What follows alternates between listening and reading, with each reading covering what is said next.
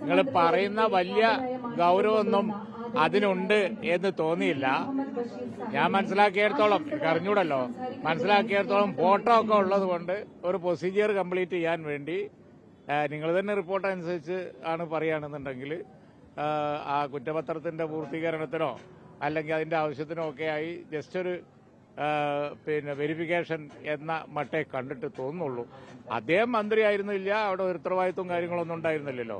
പക്ഷേ ഫോട്ടോ കാര്യങ്ങളൊക്കെ ഉണ്ടാകുമ്പോൾ വിളിച്ച് അതെന്തുകൊണ്ട് എപ്പോൾ എന്താ സന്ദർഭം എന്നൊക്കെ ചോദിക്കുക, അതിൽ അധികം എതിരാളികൾ അതിൽ പ്രതീക്ഷ വെച്ചിട്ട് കാര്യമില്ല എന്നാണ് എനിക്ക് തോന്നുന്നത്.